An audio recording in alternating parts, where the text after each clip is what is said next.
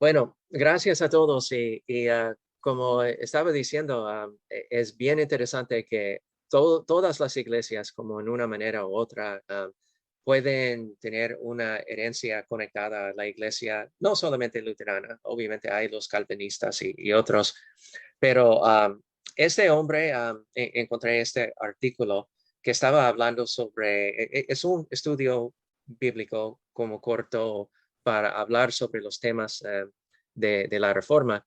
Y este hombre, Sam Storms, con su relación de la iglesia presbiteriana, bautista, estaba compartiendo sobre unas cosas de Martín Lutero que a veces cuando estamos en la iglesia luterana, no, no recordamos muy fácilmente, es cómo estos temas y estas cosas que él enseñó son tan importantes y para identificar aparte de la iglesia católica y en unos casos también aparte de otras iglesias protestantes.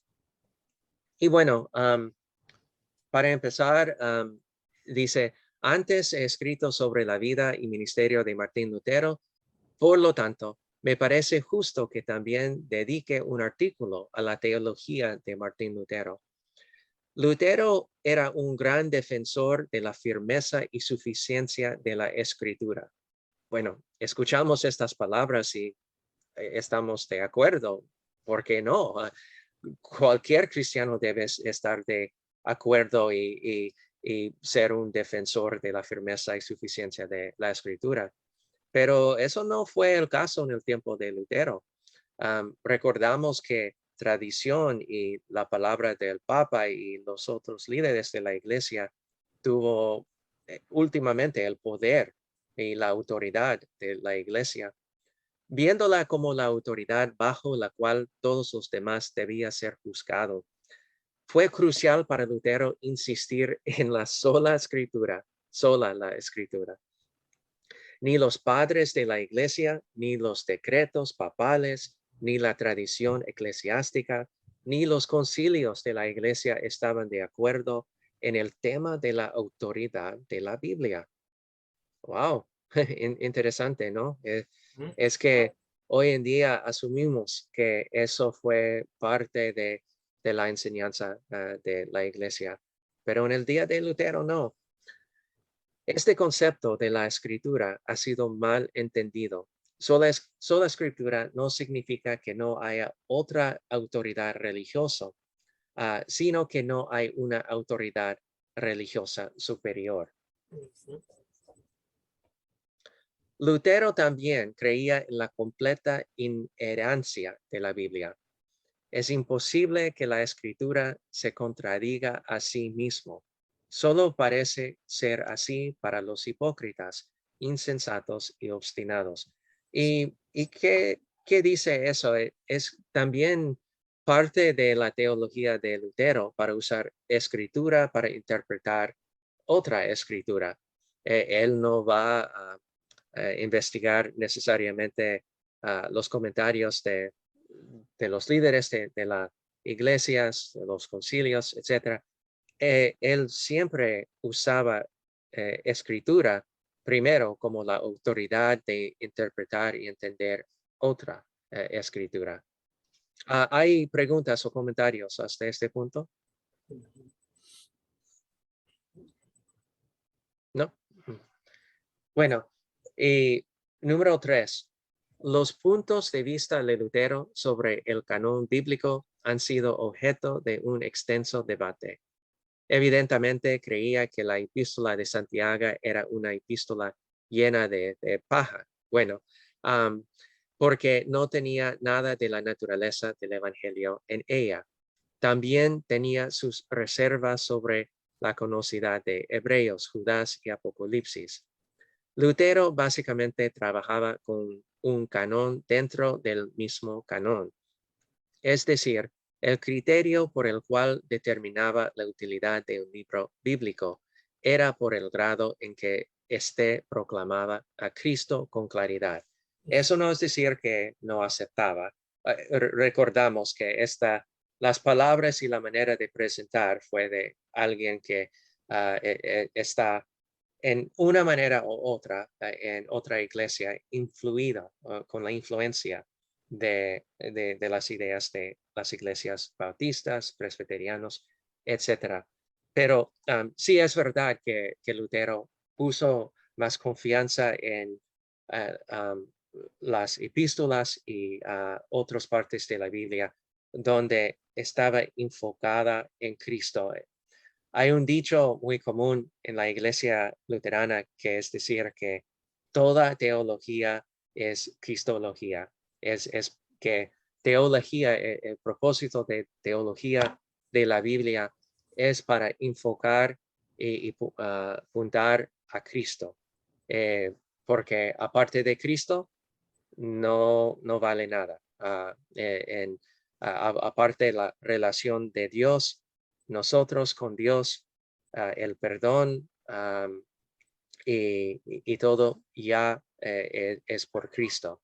Y nosotros como seres humanos, como pecadores, tenemos la relación con Dios solamente por la obra de Cristo. Ujú.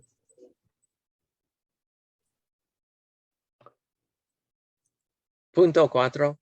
Lutero tenía conciencia de la realidad y de la actividad del diablo. Considere estas declaraciones que hizo. Eso es como un caso donde él estaba describiendo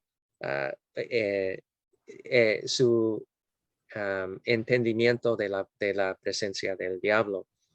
No es una cosa única e inaudita que el diablo golpee y ronde casas.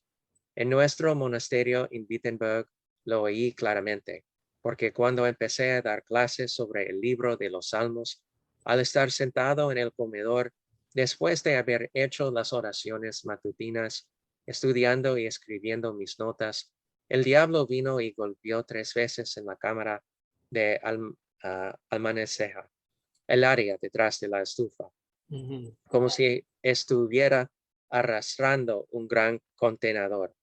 Finalmente, dado que no quería parar, recogí mis libros y me fui a la cama. Lamento hasta el día de hoy no haber esperado para descubrir qué más quería hacer el diablo. También lo oí una vez encima de mi cámara en el monasterio. Cuando yo leo estas historias de Lutero, um, me recuerda sobre la importancia de entender que como cristianos en la iglesia de hoy, es fácil para olvidar de la presencia del mal, de la presencia del diablo que es activo en el mundo hoy en día. Es como muchos cristianos se sienten cómodos en asistir a la iglesia, escuchar la palabra de Dios. Es que podemos confesar la presencia del diablo y cómo él está activo en el mundo, pero en realidad es fácil para olvidar que eso es verdad, eso pasa literalmente, que en una manera u otra el diablo está actuando en el mundo. Su presencia es real y no es decir que necesariamente tenemos que verlo enfrente de nuestros ojos con cuernos y en una manera que como tenemos en nuestras mentes en los dibujos. Ujú. Pero para entender que el diablo es activo en este mundo. Y cuando hablamos en el sermón para hoy sobre la idea del diablo es para apartarnos, separarnos de la presencia de Dios. Cuando algo pasa que nos ayuda para estar más cerca a Dios, para fortalecernos, para escuchar la palabra de Dios y en una manera ayudarnos con nuestra relación con Dios. No es difícil para entender que el diablo no desea eso. Él quiere a separarnos de la presencia de Dios. Y unas personas pueden criticar a Lutero y yo no sé en el sentido que este autor quería presentar este ejemplo de Lutero, pero por mi parte entiendo que la presencia del diablo es real.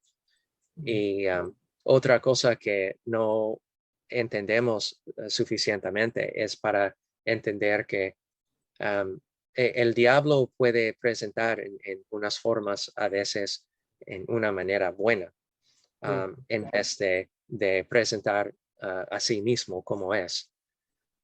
Es la razón que tenemos tantos problemas con el pecado. Hablamos sobre pecado como manchas, como la suciedad, como es ofensivo, horrible. Ujú. Bueno, sí, este es el caso porque es tan difícil para nosotros rechazar los pecados. Ujú. Y para mí puedo decir que es muy fácil entender que el diablo puede presentar pecado en una manera que es agradable, que es algo con belleza, etcétera. Algo que nosotros vemos y pensamos eso es bueno, en vez de necesariamente identificar cómo es en realidad. ¿Preguntas, comentarios? Quizá, como dijo el pastor ahí, a veces no percibimos cómo es que el diablo actúa, ¿no? Recordamos esas imágenes que vemos desde niños cuando vemos figuritas de un pequeño diablito hablándonos al oído y acá del otro lado hay como un ángel intentando decirnos alguna otra cosa y está en la batalla de nuestra conciencia. ¿Y qué voy a decidir? ¿Voy a escuchar al diablo o voy a escuchar a Dios? Y trato de ponerlo así, pero en realidad como sabemos que hay una batalla espiritual, tenemos que tener claridad de eso, aunque no la vemos. Pero hay por ejemplo, el artículo que yo les mandé esta semana relacionado con las diversas excusas. O sea, pareciera que yo soy el que está creando las excusas. Y pareciera que me parecen muy buenas, porque nosotros tenemos excelentes excusas para faltar a la, a la iglesia a recibir los medios de gracia. Y justificamos perfectamente eso. Pareciera como que alguien nos ha puesto eso ya en la mente para que esa excusa se convierta en algo bien sólido que me justifica para no ir a la iglesia, para no escuchar la palabra de Dios, para no recibir, como dije, la comunión. Entonces, es el diablo que está de una manera u otra buscando la manera de separarnos de Dios. Entonces, nosotros no tenemos esa figura visible, pero el enemigo está actuando de manera espiritual en nuestras vidas, alejándonos de la presencia de Dios, buscando la manera, de una forma o de otra, de que no nos acerquemos al Señor. Es lo que pienso, ¿no? No, sí, yo estoy de acuerdo y um, es que hablamos sobre pecado en una manera tan fácilmente de describir en unas maneras ofensivas, pero en realidad la dificultad es que a veces es difícil para identificar cuando está en nuestra presencia. Uh-huh. También Lutero usaba a menudo un lenguaje parecido de la teología clásica de la expiación, tan prominente en la edad patrística. Sin embargo, la naturaleza penal sustitutiva de la muerte de Cristo es fundamental para la derrota de las fuerzas de las tinieblas, sobre la cual Lutero dijo con gran claridad: pero si la ira de Dios debe ser quitada de mí para que yo pueda recibir la gracia y el perdón, entonces alguien debe recibirla, porque Dios no puede ser ni favorable ni misericordioso con los pecados, ni quitar el castigo ni la ira, o menos que se haga un pago por ellos para satisfacer su ira. También Cristo, el Hijo de Dios, está en nuestro lugar y ha tomado todos nuestros pecados sobre sus hombros. Él es la eterna satisfacción por nuestros pecados y nos reconcilia con Dios el Padre.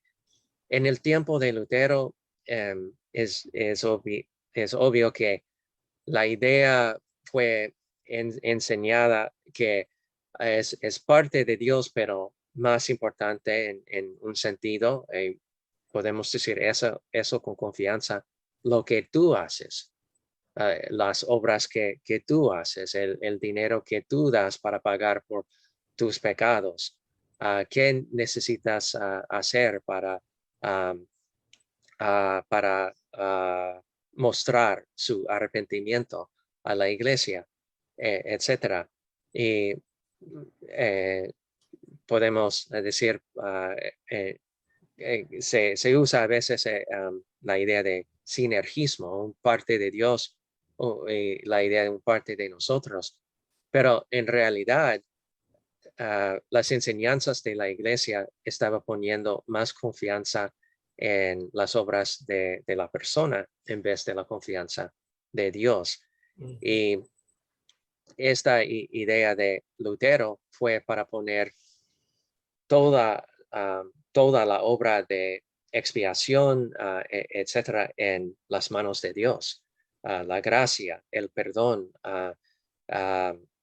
para ser perdonado y justificación, todo depende, todo en Dios, no en el parte de nosotros.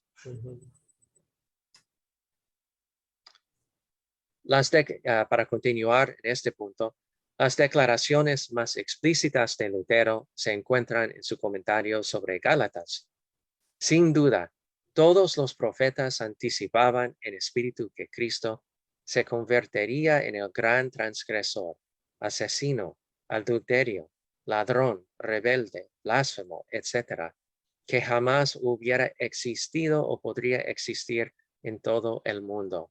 Esto es decir, que todos los pecados más horribles en el mundo que podemos imaginar que los seres humanos tienen la culpa por hacer, obviamente no hizo Cristo, pero Él tomó en sí mismo por nosotros. Porque al ser sacrificado por los pecados de todo el mundo, ya no es una persona inocente y sin pecados, ya no es el Hijo de Dios nacido de la Virgen María, sino un pecador que tiene y carga el pecado de Pablo, de Pedro, de David, etc. Así que, haciendo un intercambio dichoso con nosotros, tomó sobre él nuestra naturaleza pecaminosa y nos dio su naturaleza, inocente y victoriosa, con la que ahora estamos vestidos y liberados de la maldición de la ley. Cristo fue hecho maldición por nosotros, diciendo: en cuanto a mi propia naturaleza, tanto humana como divina, soy bendecido y ya no necesito nada. Yo me despojaré de mí mismo y pondré sobre mí tu naturaleza, es decir, tu naturaleza humana, y caminaré entre ustedes y sufriré la muerte para librarles de ella. Punto 6. En cuanto a la persona de Jesucristo, solo mencionaré una cosa: la comunicación de sus atributos. Lutero creía que los atributos divinos del Hijo de Dios podían ser atribuidos a su naturaleza humana y no solo a su persona. Había una transferencia real de las propiedades de un lado divino al otro humano. Las dos naturalezas intercambian algo de su sustancia como si fuera un proceso de endosmosis. Así, incluso en su naturaleza humana, Cristo era todopoderoso y omnipresente. Las dos naturalezas se mezclaban, la una interpenetraba a la otra, es como decir, fue 100% Dios y fue 100% humano. Ujú. Así es, Logos, la segunda persona de la Trinidad, no tiene existencia fuera de la carne del hombre Jesús, ni la carne tiene ninguna existencia fuera del Logos. ¿Y por qué es importante este punto? Bueno, en la idea y el entendimiento de justificación, aquí ponemos la atención porque para pagar por todos los pecados del mundo requiere la ayuda, el poder, la autoridad de Dios.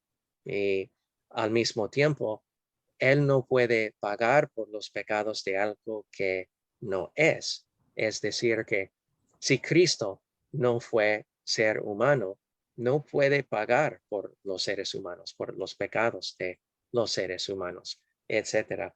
Y aquí es donde vemos la belleza del mensaje del Evangelio en entender que Cristo, que vino a este mundo como Dios, pero también como un ser humano, 100% de los dos, solamente en esta manera pudo pagar por los pecados de nosotros mismos.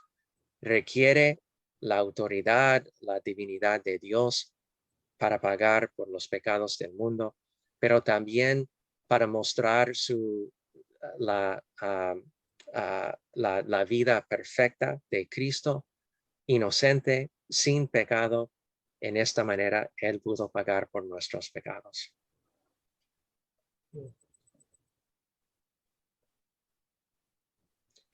Punto 7. Mientras que todos los reformadores protestantes repudiaron la transubstanciación, así como la creencia de que la Eucaristía era una repetición del sacrificio de Cristo, tanto para los vivos como para los muertos, no podían ponerse de acuerdo sobre la naturaleza de la presencia de Cristo en los elementos. Aquí es donde dividen la diferencia entre los luteranos y también los católicos. Para los católicos, en hablar sobre transubstanciación, es la idea que cambia de ser pan y vino en ser carne y sangre de Cristo. Ujú. Y ellos explicaron en una manera, uh, ellos se dice por filosofía, que todavía parece como pan y vino, pero en una manera su sustancia es lo de la carne y sangre de Cristo. Pero también al otro lado, los protestantes, como hoy en día, muchos de los bautistas y otros, dicen, bueno, cuando celebramos la Santa Cena, es solamente un recordatorio, es algo que representa algo que pasó con la última cena. Pero Lutero, otra vez, preservando y como aferrando a la palabra de Dios, él dice, no, eso no es lo que dice la palabra de Dios, lo que dice Cristo. Cuando él habla en las palabras de las escrituras, él dice específicamente que este es mi cuerpo. La palabra griega, este, que significa es, no significa, no parece como, no es similar, pero es. Y Felipe, de ese dirigente de los príncipes alemanes, invitó a Zwinglio y a Lutero a reunirse en su castillo de Marburgo en 1529 para reconciliar sus diferencias sobre la cena del Señor, temiendo por las consecuencias políticas si las reformas alemanas y suizas no se unían.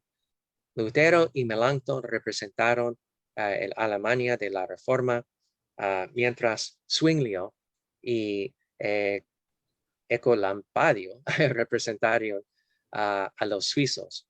Lutero dijo, mis queridos señores, puesto que estas palabras de mi Señor Jesucristo, este es mi cuerpo, siguen en pie, realmente no puedo evitarlo sino confesar y creer que el cuerpo de Cristo está allí.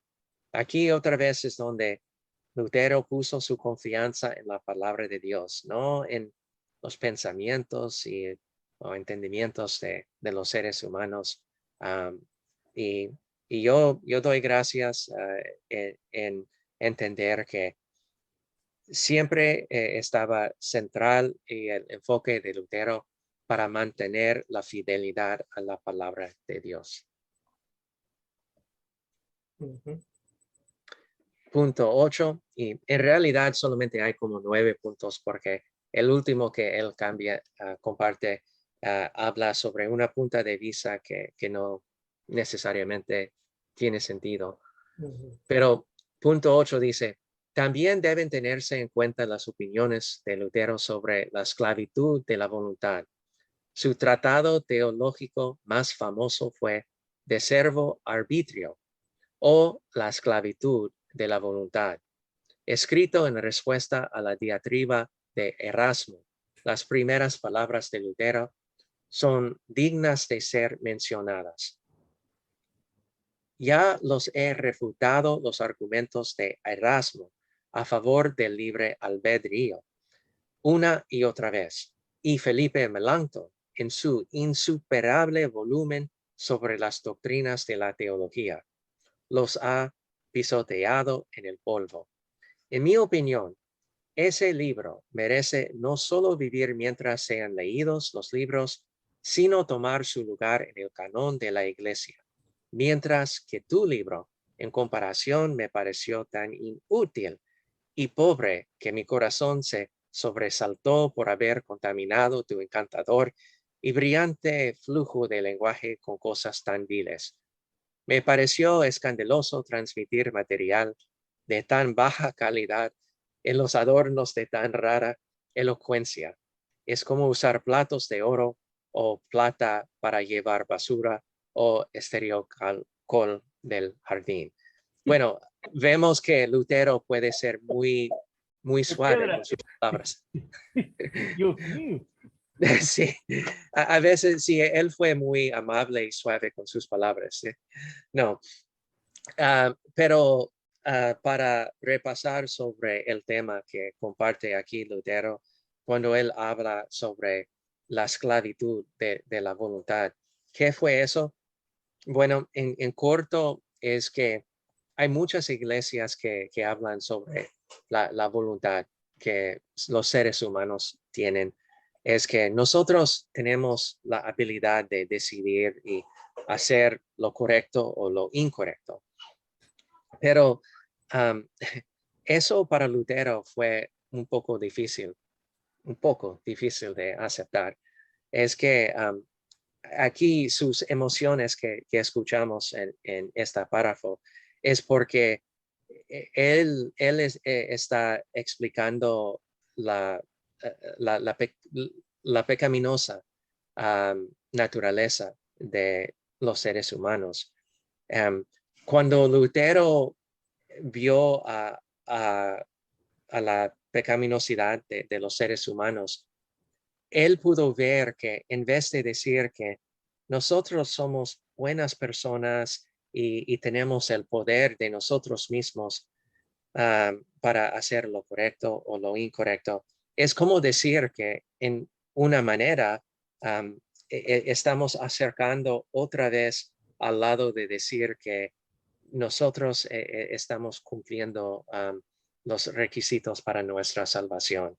Que en realidad, si nosotros tenemos la habilidad de decidir lo correcto y lo incorrecto, ¿por qué necesitamos Dios?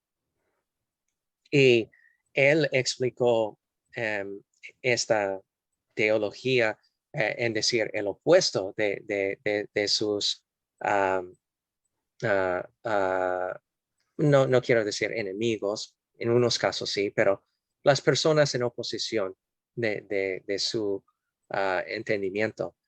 Él dijo que es más útil entender que nuestra relación con Dios, cuando hablamos sobre la voluntad, es que la inclinación, la tentación de los seres humanos no es de hacer lo bueno, pero en realidad es para hacer lo peor.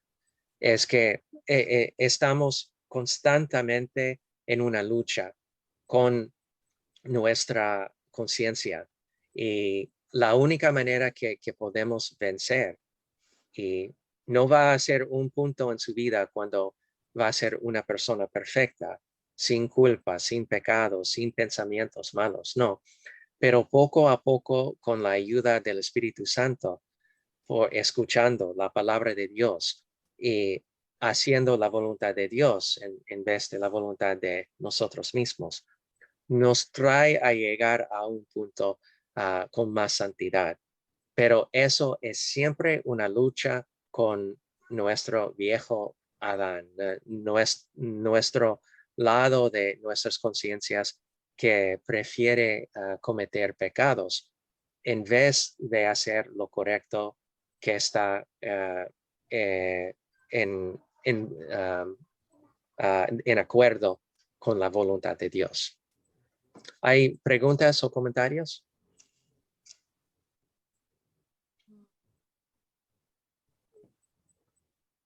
No, Bueno, solo un comentario. A veces sí.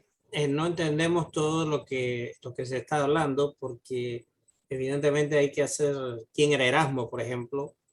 Como teólogo, filólogo, filósofo de aquella época, y aunque era un hombre muy educado y muy preparado, podía estar enseñando cosas que teológicamente eran erradas.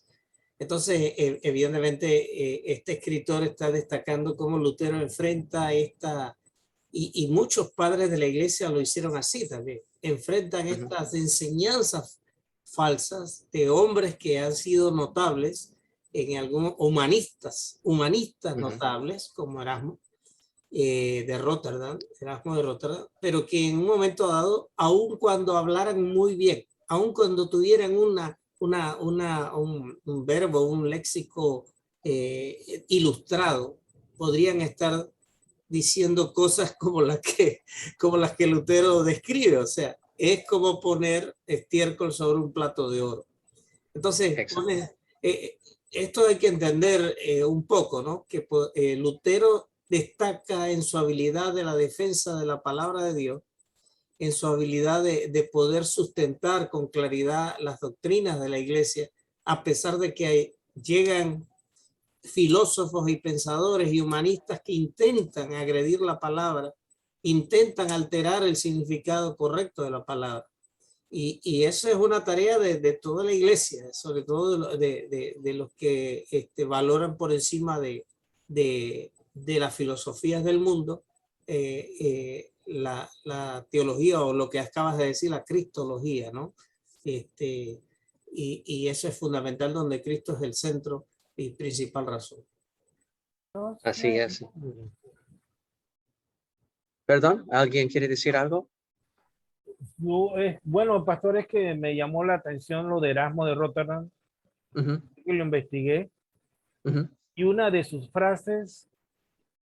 las frases que él más utilizaba era: una gran parte del arte del bien hablar consiste en saber mentir con gracia.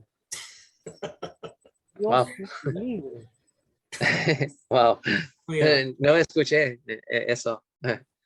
Ah, O sea sí. que él justificaba no, él explicaba que mentir, pero con gracia, es Ujú, parte del buen hablar.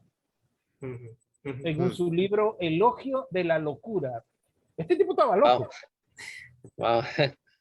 No, y la dificultad es que si no tenemos cuidado, es que sí, entendemos que hay personas como Lutero, Erasmus o los otros, Calvin, que ya tienen mucha sabiduría sobre la Biblia y eso no, si no estamos de acuerdo con alguien, con ellos, no es decir que no podemos respetar su valor en otras áreas, Sí, sí. pero en como en todas las cosas en el mundo, ¿Qué es el primer mandamiento? Es que no vamos a tener otros dioses ajenos del único Dios. Ujú. Y es que es fácil si no tenemos cuidado.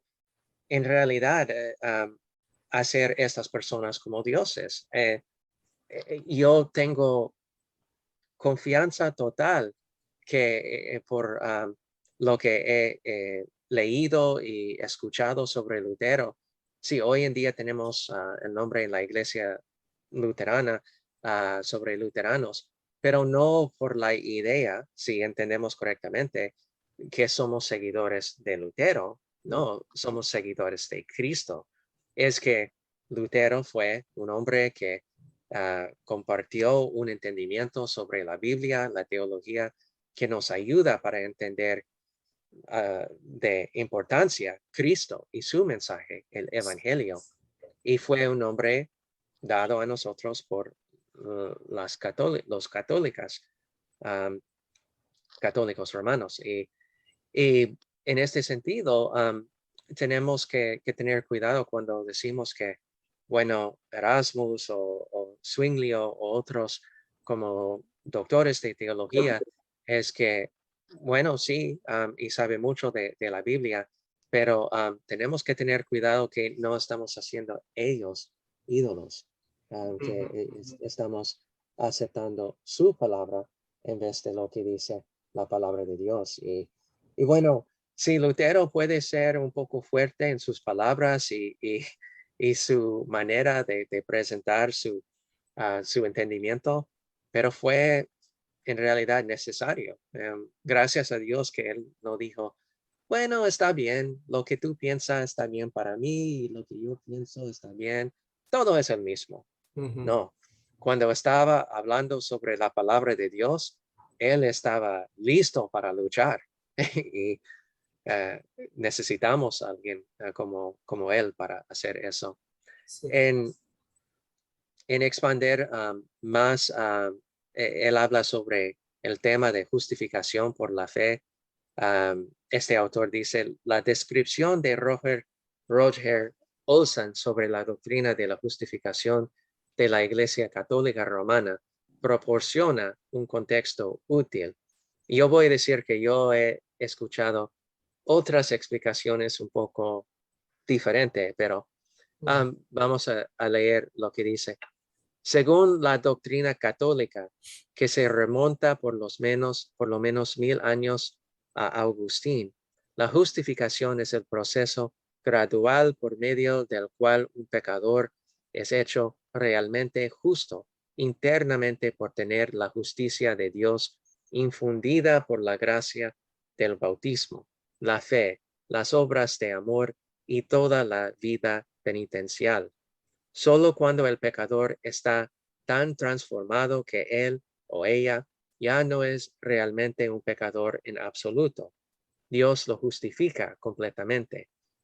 La gracia bautismal que lava la culpa del pecado original debe convertirse en una gracia habitual que crezca a través de los sacramentos y la penitencia y finalmente debe convertirse en perfección sin pecado. La justificación viene gradualmente a través del proceso de salvación, pero completa y perfectamente solo al final. Y bueno, ellos en una manera tienen mucha experiencia por lo menos en cómo describir en una manera que es atractivo Sí. por la Iglesia Católica. Pero otra vez, si estamos leyendo entre las líneas, Ujú. podemos ver que saca la atención, el poder, la autoridad de justificación Ujú. que en realidad solamente viene de Dios. Ujú. Así, el concepto medieval católico de la gracia era que era una sustancia que podía ser infundida en una persona por medio de los sacramentos, algo así como una vitamina divina. Ujú. Según Lutero, la gracia era simplemente el favor incondicional de Dios hacia los pecadores merecedores del infierno. recibido solo por la fe. La justicia de la justificación, insistió, siempre es ajena e imputada. Es decir, es ajena en el sentido de que es la justicia de Cristo, no la nuestra, y es imputada en el sentido de que es legalmente acreditada a nosotros, en lugar de impartida por experiencia dentro de nosotros. En efecto, la posición católica es decir que como poco a poco, por los medios de gracia, por la palabra, por los actos que hacen para la iglesia, ya está cambiando, sean más santificados, hasta el punto que dice que el Papa es infalible, es que él no puede cometer pecados. Y bueno, yo solamente pienso, no sé si ustedes han visto el video cuando el Papa estaba golpeando a la mujer que estaba tocándolo Sí, hace unos meses y sí. unas cosas. Sí. Bueno, es con todo respeto, el Papa es un pecador. Él todavía tiene pecado y comete pecados. Y si no tiene cuidado, vamos a decir que es algo diferente, que puede ser posible que nosotros por nuestros méritos pueden ser aparte de la gracia y la justificación de Dios.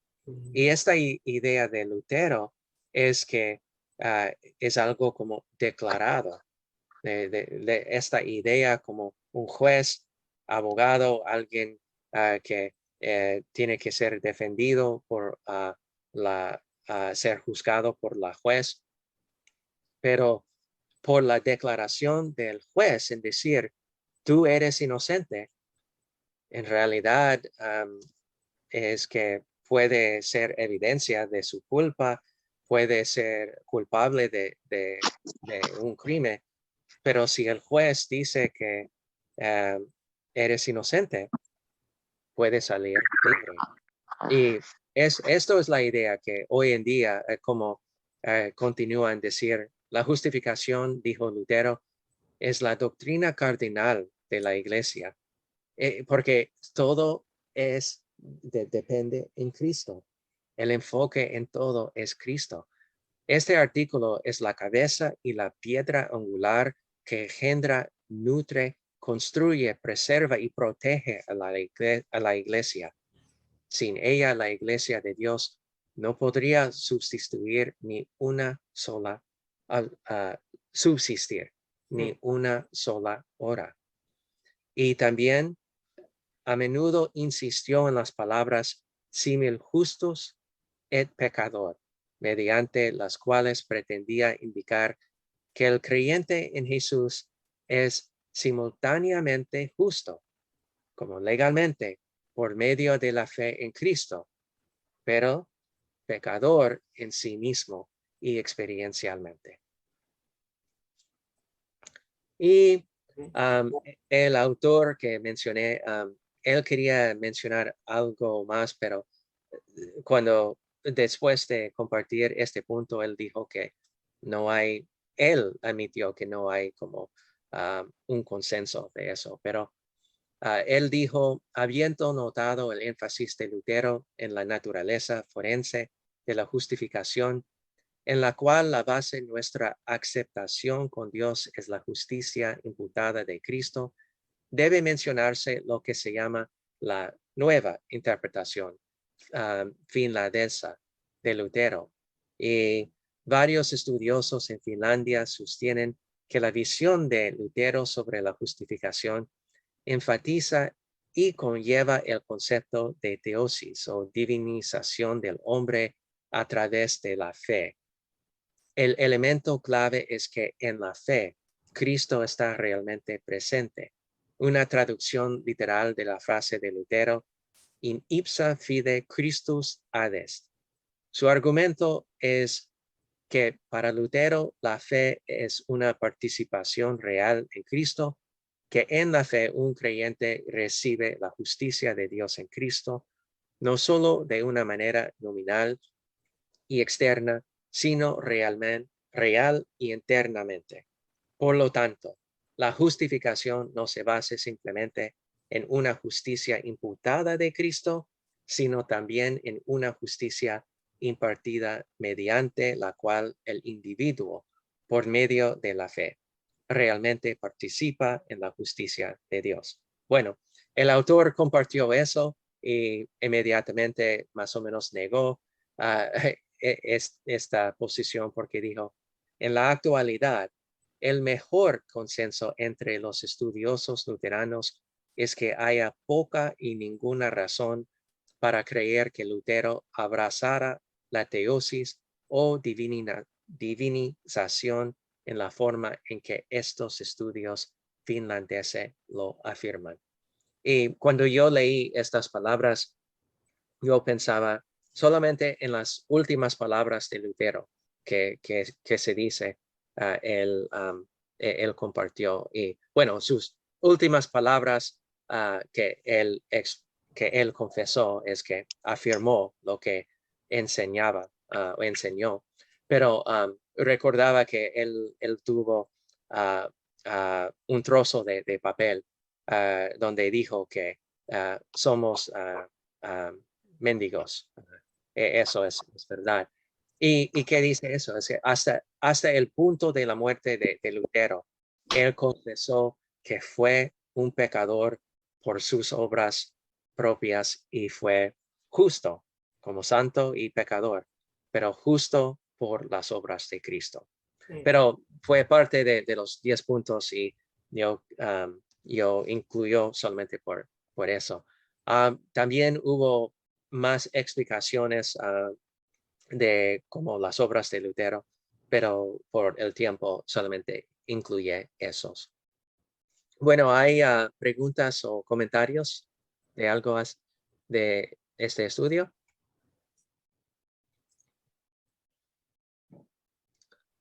Bueno, en breve, como yo mencioné, yo quería incluir eso porque hoy es el día de la Reforma y Sí. celebramos como luteranos la importancia de este día, pero a veces es fácil decir que la importancia es solamente a la iglesia luterana. Y eso no es el caso. En realidad, todo el mundo cristiano puede dar gracias a la Reforma y como mencionamos en el mensaje, que no es solamente la Reforma que pasó en Alemania hace 500 años. No, es la idea, el espíritu, el Santo Espíritu que nos guía continuamente para reafirmar la palabra de Dios, para ser fiel a la palabra de Dios, para mantener el mensaje del Evangelio, porque si salimos poco a poco de la palabra como fue compartido, a veces eventualmente llegamos a un punto donde no podemos reconocer la palabra de Dios. Y bueno, gracias a todos. Estamos esperando para noticias al parte de nosotros y obviamente vamos a compartir con ustedes sobre la llegada de la bebé o el bebé. Pero cuídense mucho, espero que puedan disfrutar este día y por favor, cuídense mucho y tenga un feliz día de la Reforma.